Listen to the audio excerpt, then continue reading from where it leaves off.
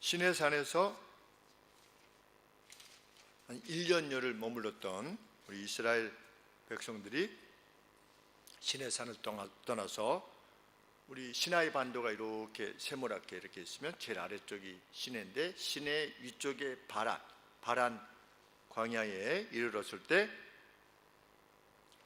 13장 1절에 보시면 여호와께서 모세에게 일러 가라사대 정탐꾼을 보내라 이렇게 명령하셨는데, 이것은 신명기서 1장 22절에 보시면 이스라엘 백성들이 이것을 요청했기 때문입니다.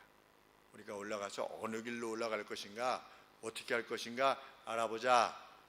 그래서 알아보고 난 다음에 이것을 회복하도록 하자. 그렇게 했을 때 여호와께서 그것을 합당하다 이렇게 여기셔서 그들에게 정탐꾼을 보낼 것을 허락하셨다 이렇게 되어 있습니다. 그래서 모세가 각 지파로부터 보내면서 한 두 명씩 보내면서 무엇을 요청했냐면 그들의 백성이 강한지 약한지, 그리고 그들이 적은지 많은지, 그들이 살고 있는 땅이 좋은지 나쁜지, 그들이 살고 있는 성들이 캠프 같은 형태인지 아니면 요새 같은 형태인지 알아보고 와라 이렇게 모세가, 그리고 올 때 과일을 가져와라 이렇게 명령을 했습니다. 그래서 12명 이름이 이렇게 나오는데 6절에 보시면 갈렙은 유다 지파에서 갔고, 우리 8절에 보시면 에브라임 지파에서 눈의 아들 호세아, 이 호세아가 여호수아인 것이지요. 그래서 이 호세아가 여호수아라고 하는 사실을 16절에서 언급하고 있죠. 모세가 눈의 아들 호세아를 여호수아라 칭하였더라. 그래서 그 12명 중에 2명이 이제 우리가 알고 있는 가나안 땅에 진입한 인물이라는 것을 알게 됩니다. 그래서 그들이 신 광야로부터 네로 하마스 그리고 네홉까지 그 땅을 탐지했다. 그래서 그들이 어디까지 올라갔는가? 이스라엘 최남단에 속한 부엘세바가 속해 있는 네게부 광야까지 올라갔다. 그러니까 네게부 광야는 그 사해 아래쪽 정도 됩니다. 거기까지 올라갔고, 거기서 더 올라갔는데 어디까지 올라갔냐면 헤브론까지 올라갔습니다. 우리 예루살렘 밑에 있는 헤브론까지 올라갔습니다. 우리 아브라함이 거기에 땅을 샀죠, 그렇죠? 매장지를 돈을 주고 사서 자기의 그 가족들을 묻었던 그 헤브론까지 올라간 것입니다. 그러니까 이스라엘 지파의 원 조상이 어떤 그 매장지까지 이렇게 올라가게 된 것이죠. 그리고 어디에 이르렀다? 헤브론에 있는 에스골 골짜기까지 이르렀다.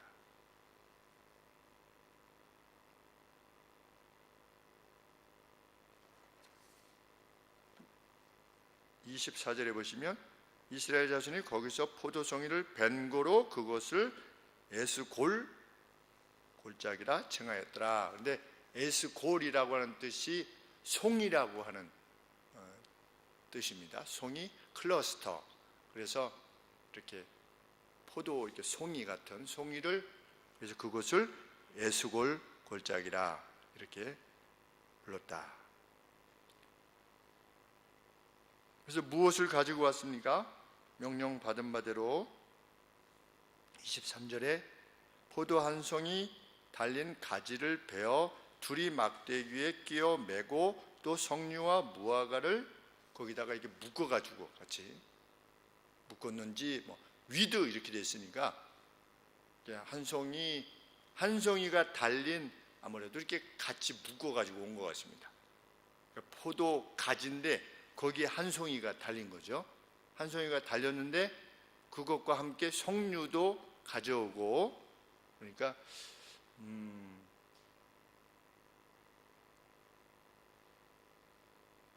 포도가 무거워가지고 그냥 둘이서 이렇게 가지고 왔다는 것이 이게 그런 해석이 맞는 것인지까지는 잘 모릅니다. 그렇죠? 둘이 있는데 거기가 포도가 달리긴 달린 겁니다. 달리고 또 석류도 거기다가 달 수도 있고, 또 모두 달았습니까? 네.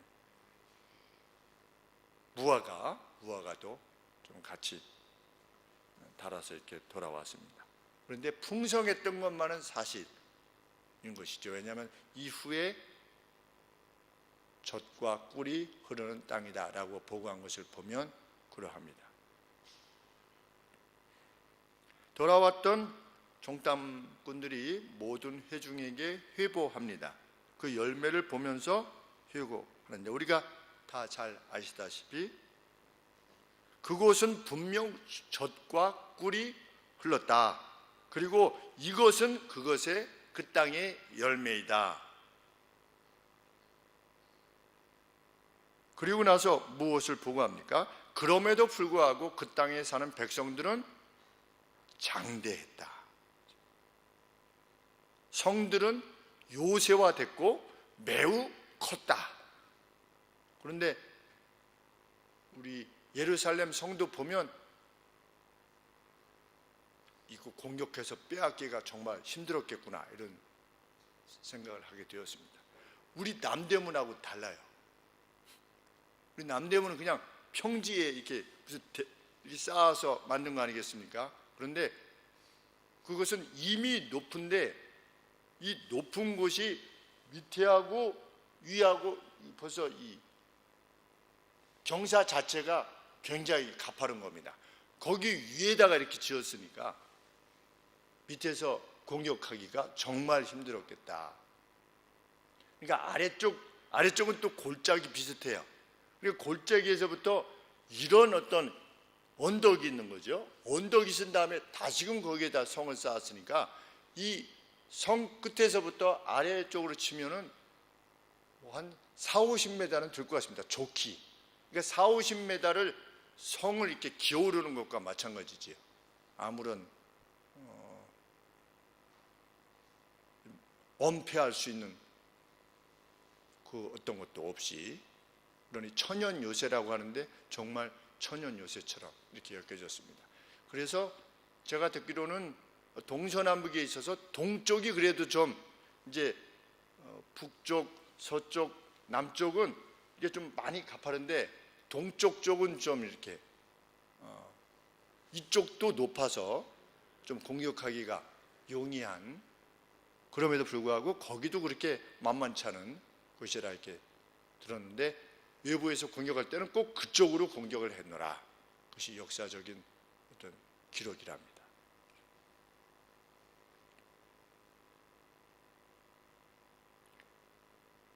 거기서 그들이 무엇을 보았는가? 아말렉을 보았다.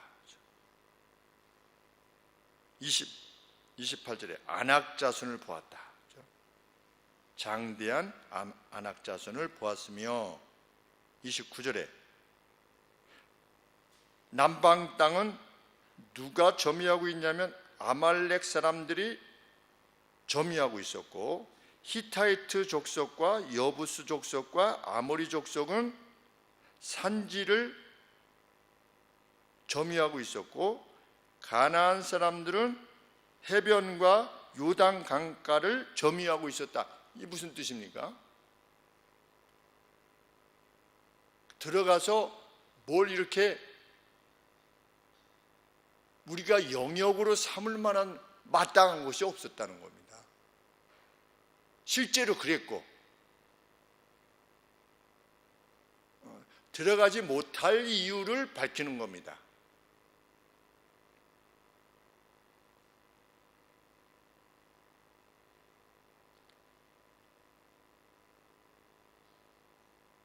마치 오늘도 살아가면서 안 되는 이유를 더 잘 발견하는 사람과 마찬가지입니다. 이건 이래서 안 되고 저건 저래서 안 되고 또 그것은 또 그래서 안 되고.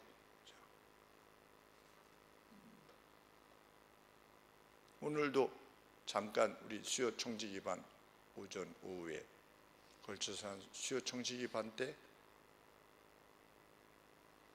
잠깐 이제 언급한 것 중에 우리나라는 그래도 아직 성공할 기회들이 있다. 왜냐하면 우리 교회 건물 리모델링 하는 것이나 아니면 한 달에 한 번씩 이렇게 오시는 분이나 이런 것들을 볼 때 그냥 쳐들어온다. 그냥 와가지고 저 소방업체인데요. 목사님 어디 계십니까? 그냥 오는 거예요. 그냥. 어떻게 오신 겁니까? 점검으로 왔는데요. 그럼 제가 몇 번 교육을 시켰어요. 오시기 전에 이틀 내지 3일 전에 예약을 하고 오셔야지, 미리 알려주셔야지. 그냥 오셔서 이렇게 왔습니다 하게 되면, 만약에 제가 없게 되면 제가 괜히 마음에 좀 미안한 감정을 가지게 되지 않습니까? 오신 분도 또 못 만나고 가니, 오셨는데 만약에 출타 중인 상태면 오셔서 시간을 낭비하니 아깝고, 저 또한 그냥 가시게 한 것에 대해서 좀 미안한 감정이 이게 계속 되면 곤란하지 않겠습니까? 그래서 적어도 하루 전에만 연락을 주시면 좀 하겠습니다. 그런데 그 다음에도 또 오셔서 목사님 왔는데요. 제가 지난번에 말씀드린 것 같은데 한 서너 번 해야만 그게 됩니다. 그러니 뭐 그것이 소방업체든 뭐 전기업체든 무슨 뭐 공사를 하든 간에 미리 그렇게 헤아려서 사려 깊게 그 서비스를 받는 사람의 입장을 생각해서, 심지어는 그것도 말씀을 드렸어요. 그 정수기가 이렇게 한번 딱 누르면, 처음에 왔을 때는 한껏 딱 여기 차게끔 이렇게 내려줘 왔는데, 요새는 딱 누르면 삐 한 다음에 한 반절 점점 물이 적게 나오는 거예요. 이렇게. 그래서 컵 한번 먹으려면 한번 누르고 좀 기다렸다가 또 한번 눌러야지 이게 채워지는 겁니다. 그리고 아니면 길게 누르면 계속 나와요. 그래서 이제 다시 누르면 스톱하는. 그러니까 길게 누르고 지켜보고 있든지, 아니면 한번 누르고 다른 거 하다가 다 찾았으면 와서 또 누르든지. 그래서 서비스 하시는 분을 불렀어요. 저희 집사람이 불러서 이렇게 이렇습니다. 그때 서비스 하는 분이 오셔가지고 정상입니다. 그러고 그냥 갔어요. 아니, 정상이냐 아니냐는 이 소비자가 결정하는 거지, 본인이 정상 범주입니다. 그러고 그냥 갔대요. 그거 고쳐주면 되잖아요. 기왕이 왔는데. 그렇죠? 아니면 뭐 본사에 연락을 해가지고 이거 어떻게 해야 됩니까? 라고 묻는다든지, 어떤 규정이 있다면, 아니면 고치는데 얼마가 듭니다. 무슨 센서가 고장나서 그러면 고치는데 얼마가 듭니다. 이렇게 해서 그러면 차지하고 고쳐달라고 하든지 우리가 얼마든지 할 텐데 그러고 가는 겁니다. 그래서 누군가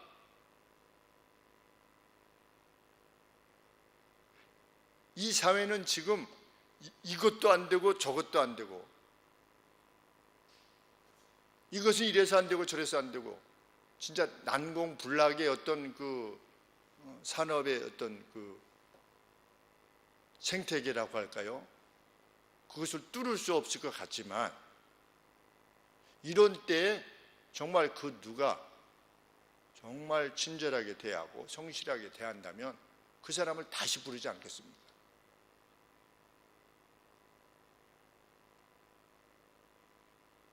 우리 문명수 집사님께서 말씀하신 것처럼 포크레인 이런 게 오면 보통 5시 되면 간다 이거죠. 포크레인이.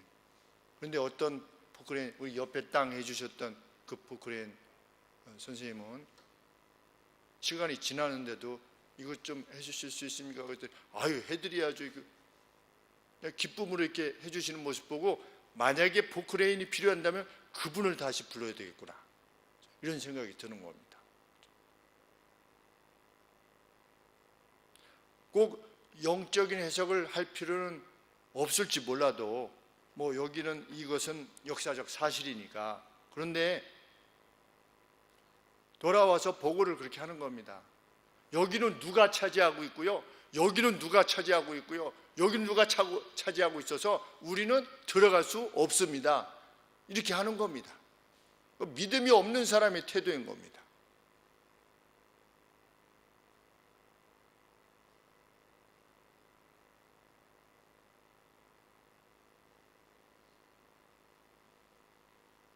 이같이 회복했을 때 유다 지파의 두령이었던 갈렙이 백성들을 독려합니다. 뭐라고 독려합니까?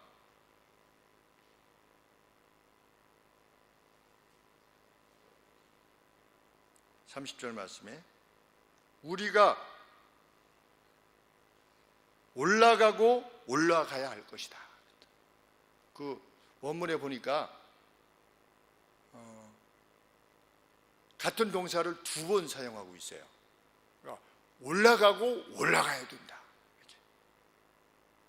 그러니까 아주 힘주어서 강조하고 있는데, 그래서 우리는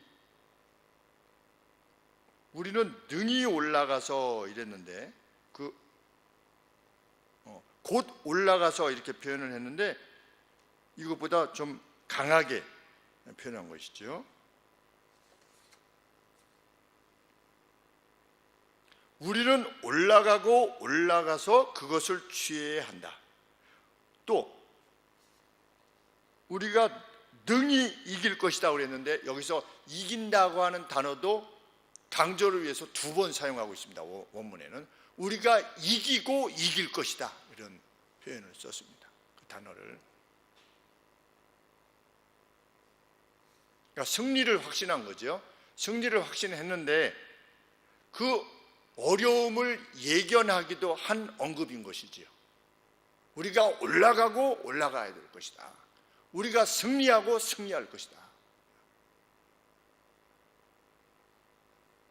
그래서 나중에 갈렙이 무엇을 요구했습니까? 어느 땅을 요구했죠? 산지를 요구했죠. 오히려 산지를 요구했습니다. 난공불락의 요새, 그것을 요구했습니다. 믿음의 사람입니다. 좀 믿는 사람이 요즘도 그런 어떤 용기를 지니고 있어야 되지 않을까. 이건 안 돼요. 요새 어떻게 지냈어요? 잘 모르겠어요. 그게 아니라 그래도 남들 보기에는 호기처럼 보이죠. 호기는 좋아. 양마스 집사님이 호기는 좋아. 누가? 여기 계시는 성도님이 이렇게 됩니다. 호기는 좋아. 그죠? 그런 호기가 있어야 되죠. 믿는 사람이. 이거 뭐 안 될지도 모르고 물론 뭐 안 되게 하실 수도 있어요, 하나님께서.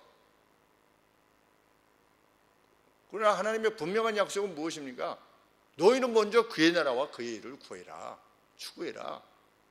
그럼 내가 이 모든 것을 너희에게 더해 줄 것이다. 무슨 뭐 돈을 바라고 하는 것입니까? 그런 거 아니지 않습니까? 내가 한번 떵떵거리고 한번 살아보겠다. 그런 것이라면 우리가 안 들어주실 수도 있겠다, 이런 생각을 할 수도 있겠지만, 이것이 뭐 내가 돈을 많이 벌어가지고 한번 남보란 듯이 한번 살아보고 싶다, 이런 것이 아니지 않습니까? 그러니까 기도가 되는 것이죠. 그 호기가 있어요. 우리 갈렙은 이 이스라엘 백성들 보기에 어떻겠습니까? 그거야말로 호기처럼 보이는 거죠. 지금 나머지 10명이 좋기는 좋은데 뭐 키가 2m인데 안 됩니다. 안악 자손들이 키가 2m짜리들이 살아가지고요. 성은 높고요. 그렇죠? 그리고 거기는 벌써 이 지리에 대해서 다 알고 있지 않습니까?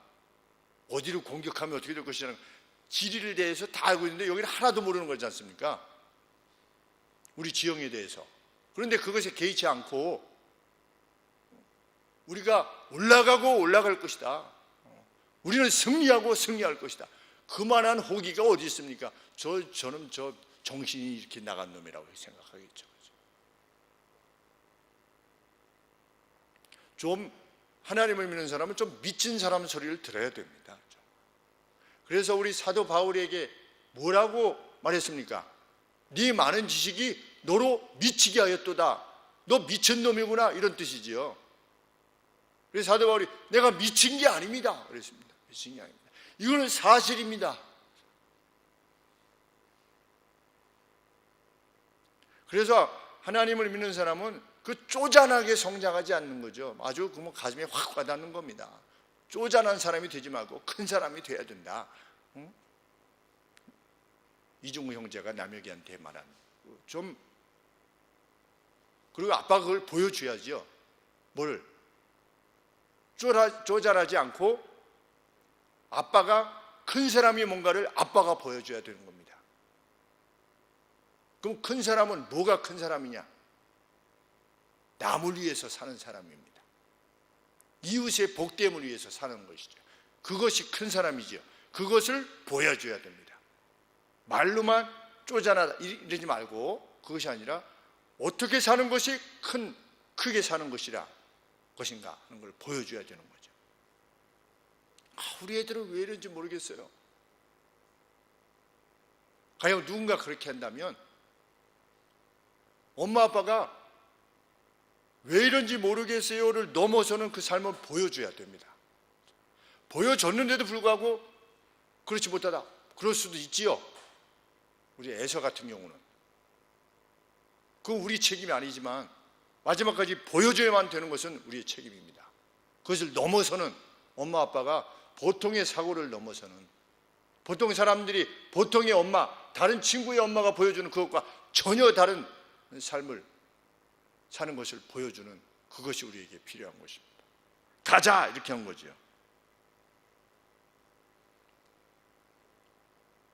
그런데 회중들은 늘 회중들입니다. 참, 우리 레밍 이야기했죠. 레밍. 누가 그래가지고서 국민들은 무슨 레밍과 같다, 그렇죠? 이리로 우글 저리로 우글 이래가지고 레밍 같다고 이렇게 했다가 된통 당하지 않았습니까?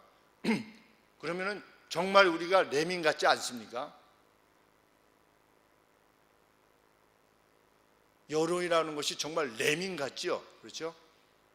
뭐가 자기에게 도움이 될 것 같으면 글로 싹 몰리다가, 또 저쪽에 도움이 될 것 같으면 또 싹 쏠리다가, 그래서 사람들이, 정치가들이 분노를 이용하지 않습니까? 대부분.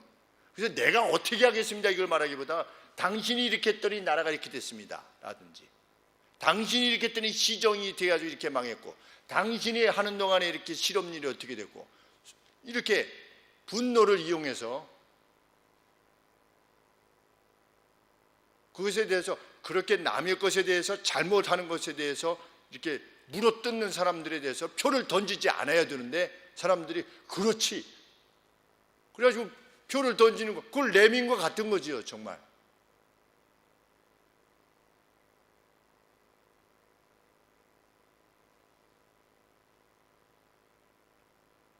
그러니까 우리가 이렇게 힘들게 정치에 대해서 논할 때 이 괴로움을 당하는 거 아니겠습니까?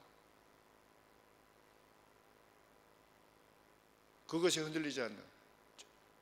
일본 같은 경우는 참, 저쪽이 선진국이구나 하고 깨닫게 되는 것은, 그 아베 총리가 그렇게 인기가 높았지 않습니까?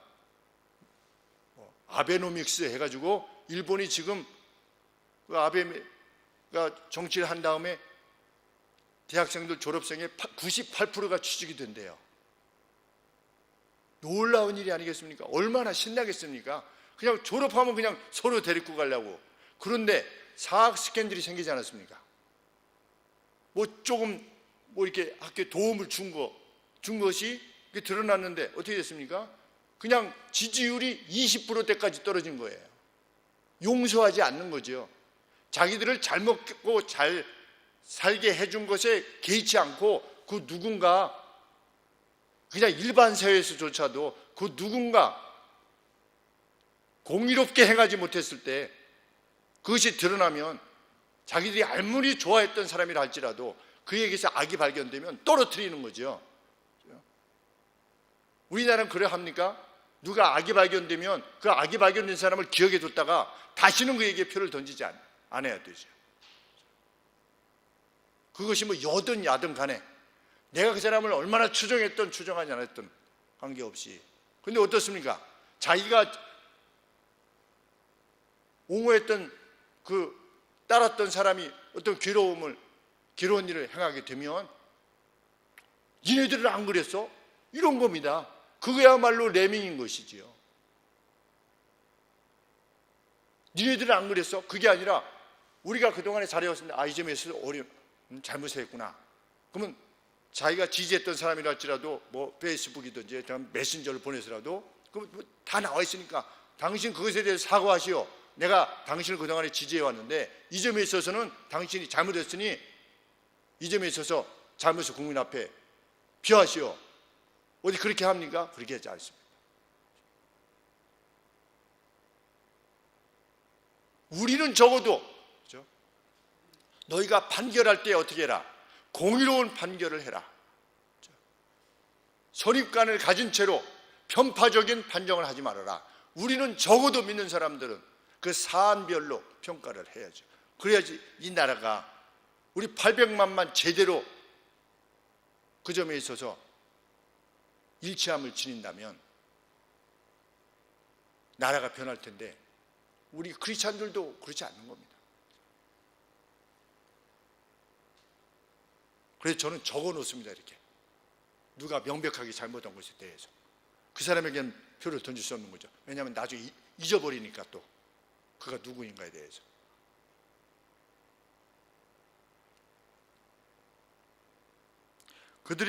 회중들이 그들의 보고를 듣고 소리 높여서 울었다.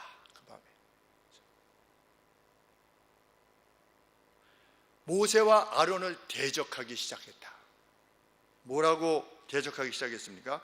우리들이 애굽 땅에서 죽었었으면 혹은 우리가 이 광야에서 죽었었으면 예수님 믿었더니 하나님 믿었더니 내가 하고 싶은 일도 못하고 차라리 안 믿었는 게 낫을 뻔했다. 이런 마음이 여기 안에 있어서 독백을 한다든지 내가 예수님 안 믿었으면 그냥 뇌물 주고 쉽게 끝나는 일인데 정말 그것도 못하고 이렇게 말하는 것과 똑같습니다.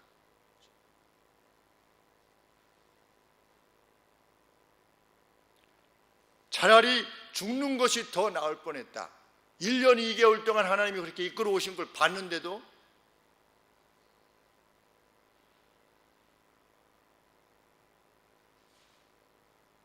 그들은 하나님을, 모세뿐만 아니라 하나님을 악의적으로 대하는 것입니다.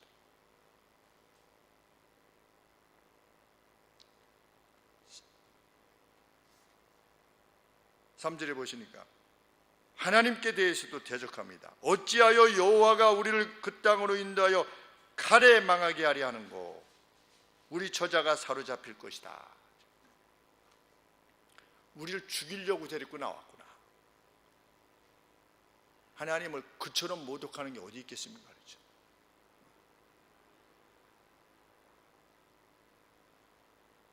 목사님, 그렇게 우리에게 요청하시면 우리 보고 망하라고 하는 겁니다.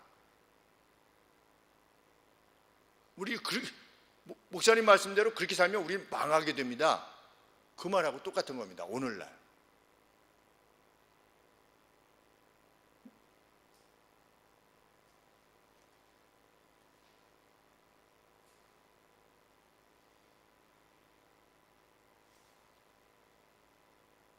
사절 말씀에 이에 서로 말하되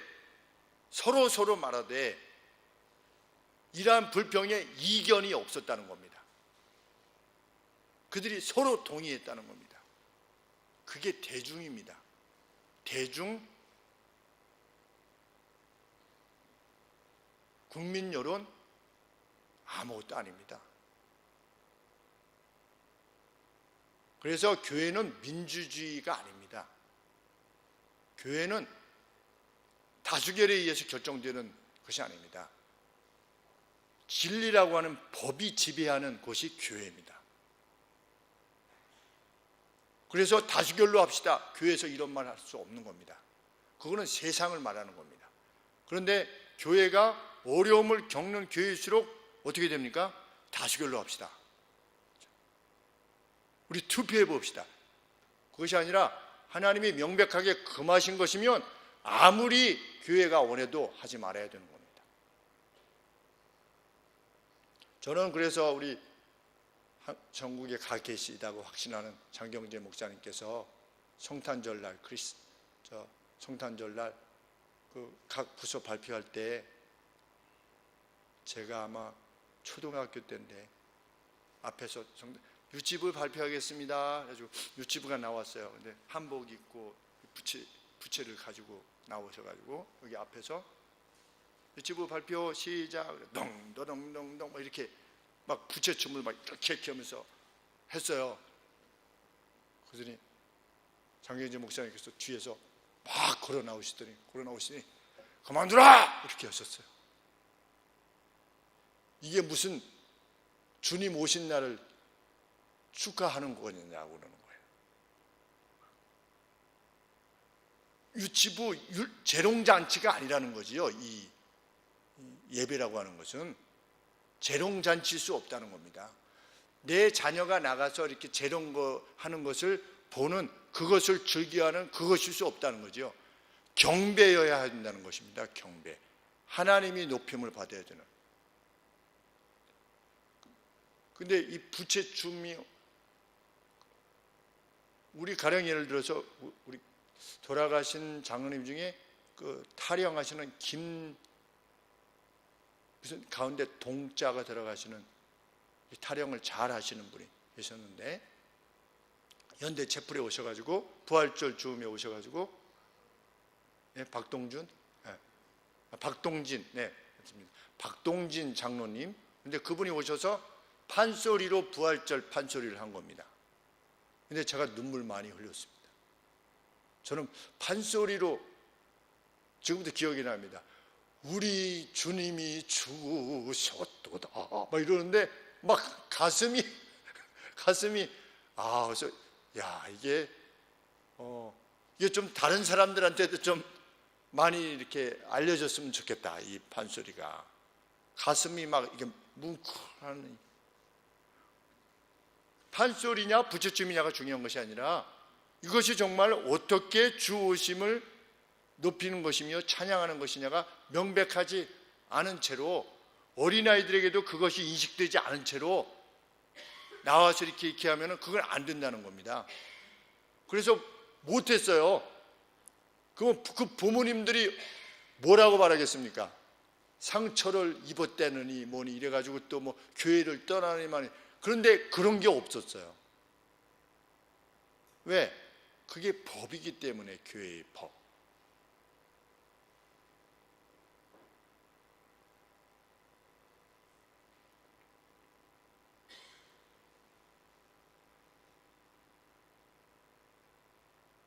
그런데 이들은 어떻게 했습니까? 서로 말했습니다. 여론이 모세, 아론, 여호수아, 갈렙 4명 빼고 여론이 못 들어간다예요.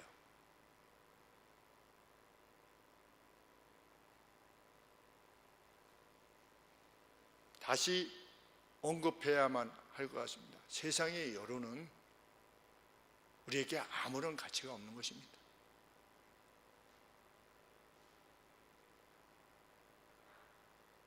소비엣 그 볼셰비키 혁명이 일어날 때 러시아의 여론 다 그쪽 편이었습니다. 그래서 수천만 명이 숙청당했습니다. 약 2천만 명 이상이 죽임을 당했습니다. 2천만 명 이상이 죽은 겁니다. 자기들의 여론에 의해서 그들에게 권력을 주어서 죽었습니다. 여론은 선하다, 여론은 하늘의 뜻이다. 결코 우리는 그렇게 믿지 않죠. 세상이 어떻게 하나님의 뜻을 반영할 수 있습니까? 그것이 우의 여론이든 좌의 여론이든 마찬가지입니다.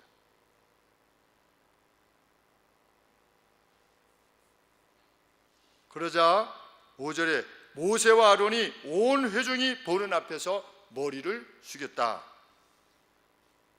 하나님의 진노를 직감한 겁니다. 그래서 하나님 앞에 간절히 간구하기 시작한 겁니다. 두려워서 땅에 엎드려진 겁니다. 회중들이 대적하고 있고 대적하는 그 소리를 들었을 때 모세와 아론이 땅에 엎드려진 것입니다. 그때 그 땅을 정탐한 여호수아와 갈렙 역시 그들의 옷을 찢었다. 그렇죠? 그 두려움 때문에 하나님의 진노가 임할 것에 대한 그들의 슬픔, 그것을 표한 것이죠. 다시 한번 그들을 독려합니다.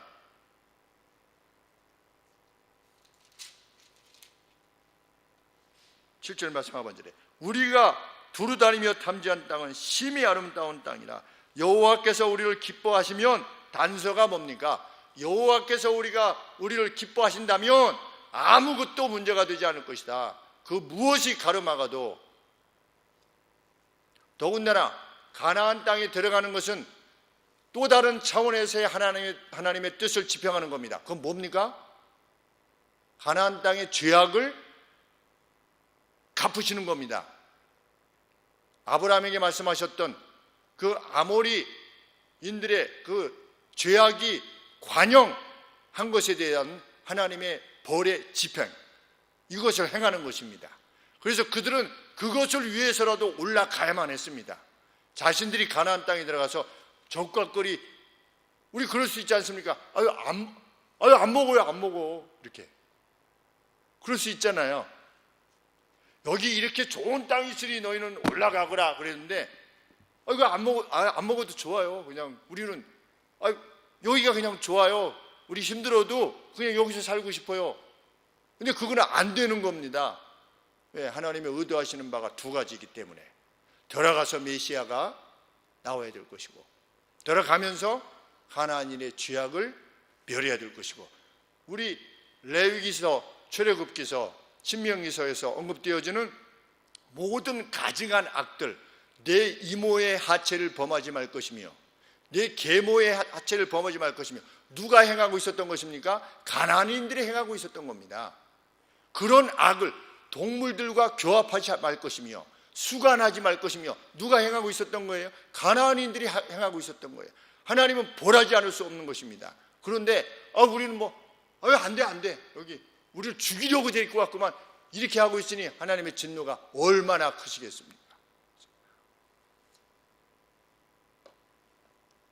그 땅을 우리에게 주시리라. 저 8절에 과연 정말로 젖과 꿀이 흐르는 땅이라 오직 여호와를 반역하지 말아라. 리벨이라고 하는 단어를 썼는데, 하나님께서 주신 약속에 대해서 행하지도 아니하고 불평하게 행하는 자, 괜히 하나님 믿어서 왜 성경에 이런 거를 요구해가지고 우리가 이렇게 힘든 거야 라고 하는 것은 뭐냐? 하나님에 대해서 반역하는 것이다.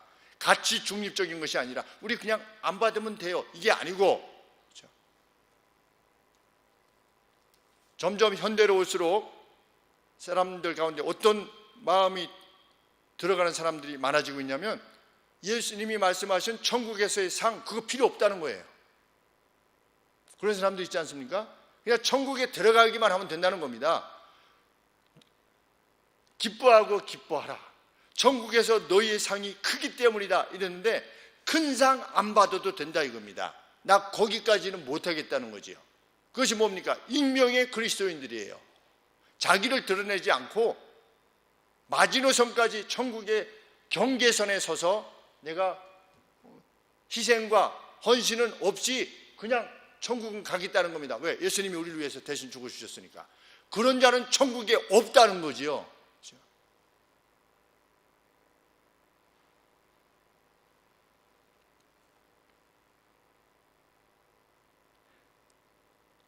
예수님은 크게 기뻐하고 즐거워하라 그랬는데,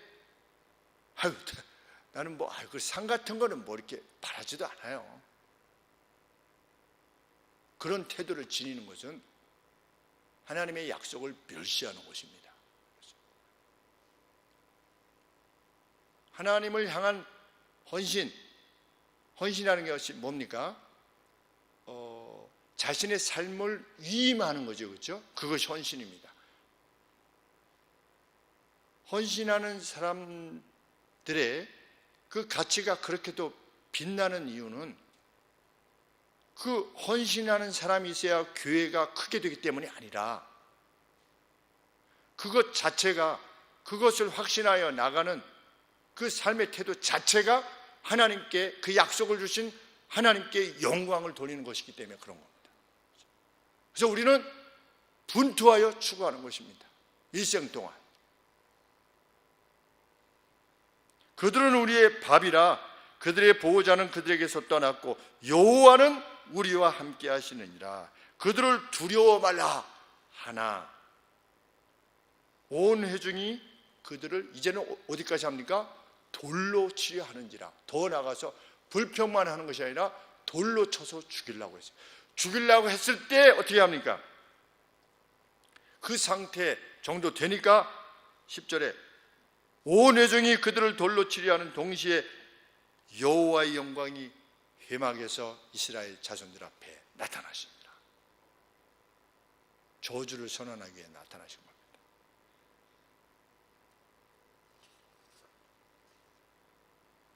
하나님은 이렇게 그 저주가 정당한 것임을 선언하십니다. 이 백성이 어느 때까지 나를 멸시하겠느냐? 내가 다 보여주었는데 내가 그들 중에 모든 이적을 행한 것도 생각지 아니하고 어느 때까지 나를 믿지 아니하겠느냐? 그들이 못 봐서 나를 대적하는 거냐? 아니라는 거죠. 알면서도 대적하지 않느냐? 그것은 나를 멸시하는 것이다. 내가 어떻게 할 거다? 12절에 내가 패스트로, 내가 전염병으로 그들을 쳐서 멸하고 너로 하여금 그들보다 크고 강한 나라를 이루게 할 것이다. 그랬더니 모세가 뭐라고 하나님께 호소합니까? 그러면 하나님의 영광이 가리워지게 될 것입니다. 그 신이 데리고 나왔다가 능력이 부족해서 광야에서 다 죽였다라고 하나님의 영광이 이스라엘 회중 가운데 있었던 것을 보았던, 눈으로 보았던 그들이 하나님의 이름을 멸시할 것입니다. 그러면 되겠습니까?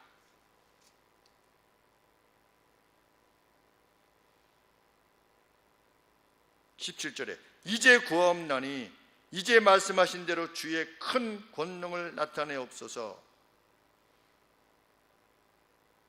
주의 큰 권능을 나타내라고 했는데 뭐가 주의 권능을 나타내는 겁니까? 어떻게 하는 것이?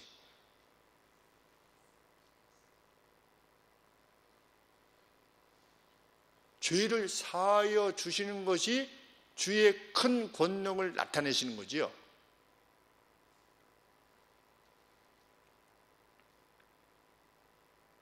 이 표현은 매우 중요한 표현입니다. 그 앞에 무슨 말씀이 있습니까? 이미 말씀하신 대로 말씀하신 것처럼 주의 능력이 크게 되게 하소서. 이미 말씀을 하신 것처럼 뭐라고 말씀하셨는데요? 여호와는 노하기를 더디하고 인자가 많아 죄악과 과실을 사하신다고 하지 않았습니까? 그렇죠? 그러면 무엇이 하나님의 능력입니까? 죄악과 과실, 과실은 뭐냐면 과실도 트랜스그레션이라서 악입니다. 악을 사하는 것이 하나님의 능력입니다. 근데 그 사하시는 하나님의 능력을 어떻게 하소서? 크게 하소서. 왜? 지금 그 능력을 넘어서는 하나님의 진노가 예상되기 때문에 하나님 그렇게 해주소서. 하나님은 뭐라고 말씀하셨습니까? 형벌 받을 자는 결탄코 사하지 아니하고 아비의 죄악을 자식에게 갚아 3, 4대까지 이르게 하리라 하셨나이다. 이게 말이 됩니까? 안 됩니까? 여호와의 능력을 크게 하소서. 어떤 능력을? 용서하시는 능력을 크게 하소서. 그랬는데 그래서 주님이 하나님이 말씀하시지 않았습니까? 무엇을? 죄악을 결단코 용서하지 않고 아비의 죄악을 3, 4대까지 이르게 하신다고 하시지 않았습니까? 그러면 지금 이게 용서하겠다는 겁니까? 아니면 벌을 내리시겠다는 겁니까?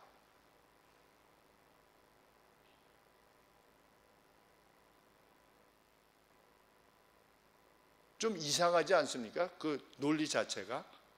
그러면 지금 뭐가 빠졌지요? 하나님께서 말씀하신 것 중에 앞부분이 빠졌어요. 앞부분은 뭐가 빠졌습니까? 하나님의 말씀에 순종하는 자와 그 자손 천대에게 이르러 어떻게 할 거다? 복을 허락하실 것이다. 그 뒤에 그러나 악을 범하는 자는 그 아비의 죄악을 3, 4대까지 어떻게 한다?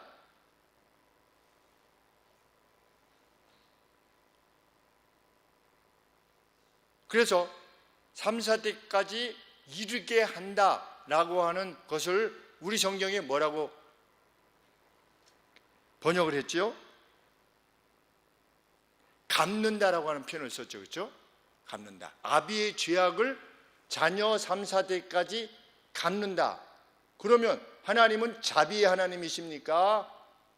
아주 속 좁은 하나님이십니까? 속 좁은 하나님이시지요. 아니 아비의 죄악을 자녀에게 3, 4대까지 이르게 하면 그 저주가 그게 무슨 자비의 하나님이십니까? 그렇죠?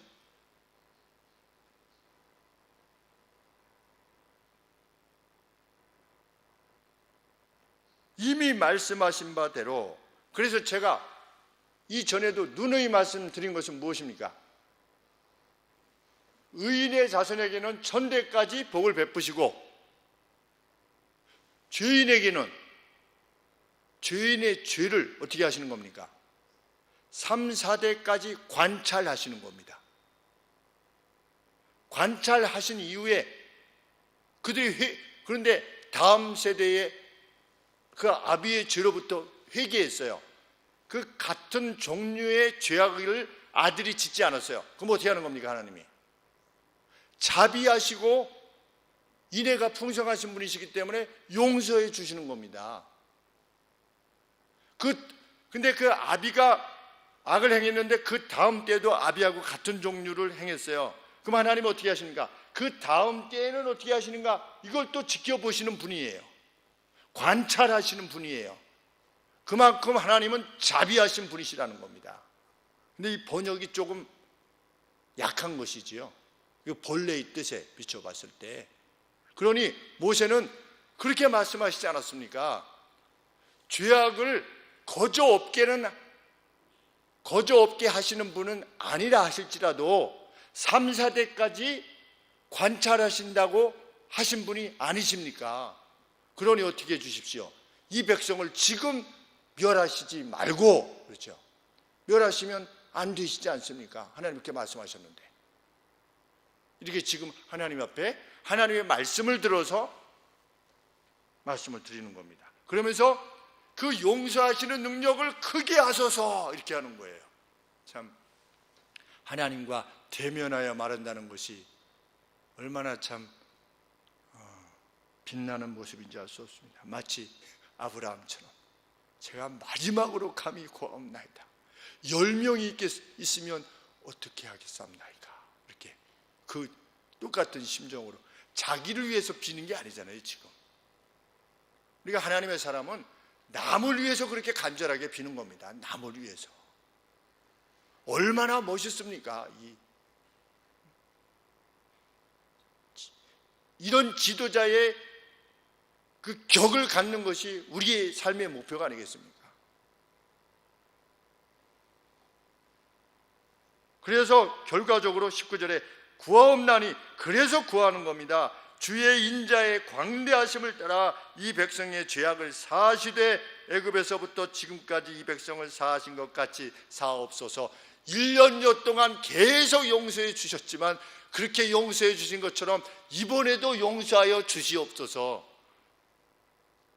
그런데 그 사람들이 누구를 돌로 쳐서 죽이려고 그랬어요? 자기를 돌로 쳐서 죽이려고 그랬잖아요. 자기를. 그러니까 하나님이 어떻게 하실 겁니까? 야, 모세 너 가만히 있어. 내가 여러분들 그냥 싹 죽이고 너로 하여금 내가 새 민족을 이루게 하마. 모세가 그렇지요 하나님, 정말 내 이놈들 이렇게 하지 않고 엎드려서 하나님 앞에 이렇게 간구하는 겁니다. 그게 목자의 심정입니다. 목자의 심정. 그것이 장로님, 집사님, 권사님의 심령이고, 그렇죠? 권사님 시어머니, 집사님 며느리, 장로님 장인, 시아버지, 이 길을 우리가 하나님 앞에 선하는 것입니다. 자기에게 돌을 던져서 죽이려고 하는, 얼마나 멋있습니까? 저는 이런 상황들을 볼 때 막 감동이 됩니다. 그래서 예수님이 말씀하시지 않았습니까? 누가 진리를 참으로 사모한다면 이런 말씀을 듣고 내게로 올 수밖에 없다. 누가 진리를 정말 사모한다면, 인간됨이 뭐냐고 하는 것을 정말 사모하는 자라면 이 같은 말을 듣고 그래 여기에 이런 말씀이 있구나라고 반드시 오게 될 것이다. 근데 저는 그 말씀에 아멘 하는 거지요. 왜? 우리가 이런 말씀을 들 때 깊은 마음에 감동이 있으니까. 그랬더니 하나님께서 멸절의 계획을 돌이키셨음을 밝히십니다. 20절 말씀에 여호와께서 가라사대 네가 네 말대로 사하노라. 그렇죠? 그럼에도 불구하고 훼손된 영광에 대한 진노를 집행할 것이다. 그래서 이렇게 말씀하십니다. 분명 나의 영광과 내가 애굽과 광야에서 실행한 나의 사인을 보았던 모든 사람들, 그럼에도 나를 이 10번으로 시험하고 내 음성을 듣지 않은 사람들이 결코 내가 그들이 조상들에게 약속한 땅을 보지도 못하고 나를 되찾아 놓았던 이들이 그것을 보지 못하게 될 것이다. 22절 말씀에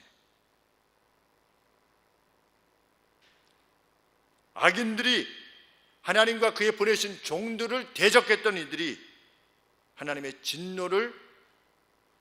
진노에 직면하게 될 것을 통해서 죄악을 갚으시는 하나님의 영광을 보게 될 것이다. 내 영광을 보게 될 것이다. 동시에 하나님께서는 진노뿐만 아니라 보호와 돌봄을 통해서도 하나님의 영광을 드러내실 것이다. 그래서 24절 말씀에 오직 내 종 갈렙은 그 마음이 그들과 달라서 나를 온전히 쫓았은즉 그의 갔던 땅으로 내가 그를 인도하여 드릴 것이다. 그 자손이 그 땅을 차지하게 될 것이다. 그러니까 악인에 대한 하나님의 진노를 분명히 드러내심으로 의인을 끝까지 보호하심으로 하나님이 어떤 분이신가 하는 것에 대한 그것을 통한 영광을 드러내실 것이다. 이것이 우리들에게 주시는 약속입니다. 이 땅에서의 약속이죠. 그렇죠? 이 땅에서도 하나님을 멸시하는 자의 삶이 어떤 것인가를 내가 보여주겠다는 겁니다. 그리고 하나님의 말씀을 쫓아 사는 사람들을 어떻게 대할 것인가를 하나님께서 명백하게 보여주시겠다는 겁니다. 이것을 통해서 하나님께서 영광을 받으시겠다는 겁니다. 우리는 이 편을 통해서 하나님의 영광이 우리를 통해서 드러나기를 원하시는 거죠. 하나님, 저는 주일날 공부하지 않아도 하나님께서 원하신다면, 허락하신다면 우리나라에서 최고의 학교로 갈 수 있다는 사실을 저는 보여주고 싶습니다. 그래서 주일날 공부하지 않고 믿음생활 열심히 하고 주일날은 오전부터 저녁까지 교회를 떠나지 않고 그렇게 행했던 이들이 있는 겁니다. 우리 화성교회 중고등부 학생들 가운데 그것을 목표로 해서 그래서 영광 받으시기를 기뻐했던 것이죠. 우리는 고3 때에도 경기도 광주까지 3박 4일을 그렇게 왔다 갔다 하면서 보충 수업 하면서도 가서 저녁에 하고 다시 아침에 보충 수업 받고 그래도 하나님이 우리를 능히 이끄실 수 있다는 사실을 하나님께서 우리를 통해 드러내심으로 주께서 영광 받으시기를 원합니다. 그런 결의가 있었던 거죠. 우리 김전동 성도 그 대표 아니겠습니까? 회장, 화성교회 고등부 회장.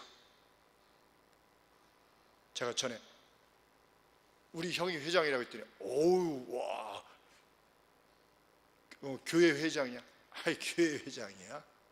어디 회장이 아니고 학교 정교 회장이 아니라 교회 회장이라고 그러니까 교회 회장이야? 진가를 몰라서 그러지. 진가를 몰라서.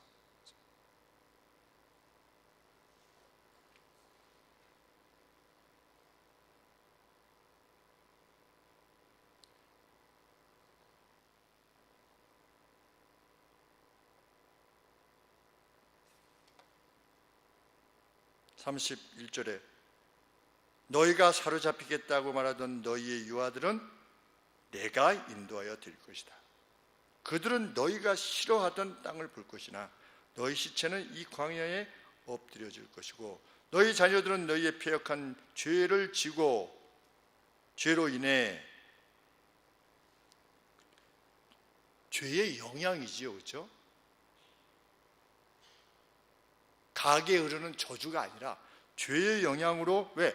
이들 성인들이 40년 동안 광야에서 쓰러지는 동안에 거기 머물러야 되니까 그리고 40년 동안 20세 이하는 하나님의 살아계심을 경험토록 하셔야만 했기 때문에 너희 자녀들은 너희의 패역한 죄를 지고 너희의 시체가 광야에서 소멸되기까지 40년을 광야에서 유리하는 자가 되리라. 35절 말씀에 나 여호와가 말하였거니와 모여 나를 거역하는 이 악한 온 회중에게 내가 단정코 이같이 행하리니 그들이 이 광야에서 소멸되어 거기서 죽으리라.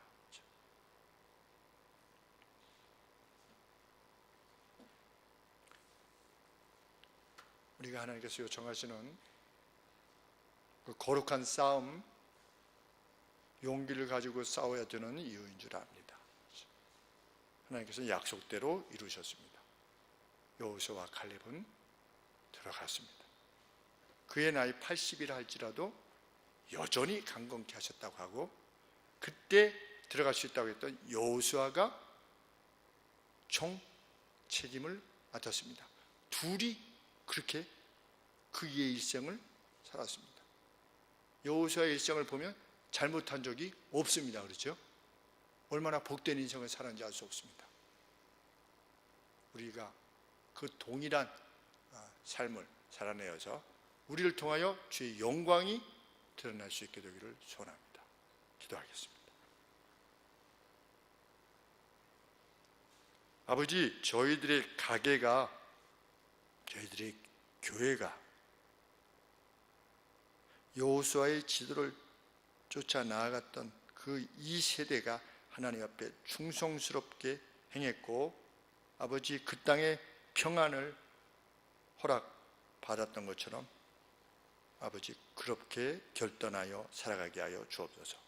눈앞에 보이는 그 어떤 우리를 막아서는 그 어떤 장애물과 같이 여겨지는 것들, 참 장대한 안악자손과 같은 것이 막아선다 할지라도 하나님이 허락하시면 이라고 하는 하나님의 약속에 근거한 삶을 살아나갈 수 있도록 도와주시옵소서. 우리 다 함께 주께서 가르쳐주신 기도하겠습니다.